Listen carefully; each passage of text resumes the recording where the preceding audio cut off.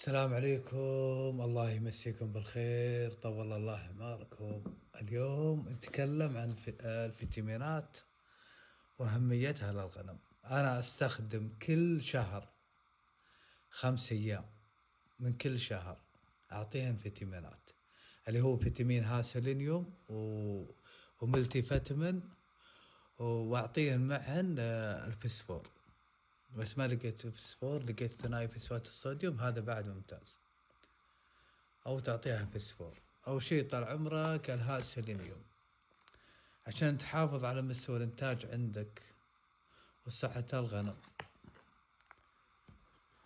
هذا الهاء سيلينيوم أول شي طال عمرك يرفع لك المناعة وتتغلب على مشاكل الرخاوة راح تنقطع من عندك. أنا الحمد لله انقطعت من عندي، ما عاد أعرف شي اسمه رخاوة بالطليان أبد من يوم وصلت على الفيتامينات هذه، خاصة الفيتامين ها سيلينيوم. يوم تروح عند الدكتور يوم يصير عندك رخاوة تقول عطني علاج الرخاوة، ترى علاج الرخاوة هو فيتامين ها، هو فيتامين ها سيلينيوم. أنت وش تبي بالسوالف هذه؟ أنت عطها شهريا 5 أيام، ما عاد تعرف شيء اسمه رخاوة. من غير هذا أنت تحافظ على صحة المولود داخل هو بطن أمه، يعني يعطيك صحتك من يوم يولد، يعطيك صحتك قوية. ثاني شيء طال عمرك اللي هو زيادة الخصوبة، عشان تسرع الدورة الإنتاجية. بالدورة تولد بس سنة مرة، خاصة بالعين تولد بس سنة مرتين. ثاني شيء طال عمرك يكون ثاني شيء فسفور، تعطيهن معا فسفور. هذا به فسفور 40 غرام. أنا أزود عليها ثنائي فسفات الصوديوم، هذا كويس بعد الخصوبة، ممتاز ممتاز جدا. ثاني شيء طال عمرك الملتي فيتامين.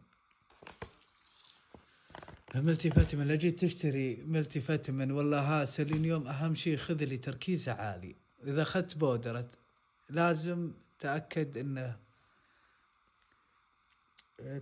يا ربي الغناء شو اسمه الجرعة، تأكد إن الجرعة يعني من 2 جرام 3 جرام، ما تعدى للراس الواحد، ما تعدى شيء. بعضها يجيك 5 جرام للراس، هذا تركيزه ضعيف، هذه تركيزه قوي. شو ما شاء الله تبارك الله، 8 مليون، 1,500,000 بها أحماض يمينية، هذا بعد ممتاز.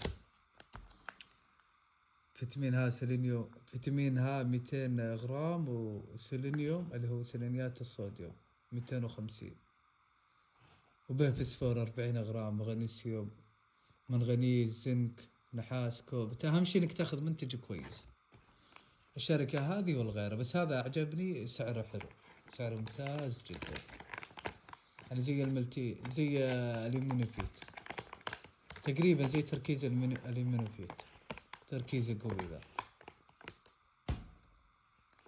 هذا والسلام عليكم ورحمة الله وبركاته.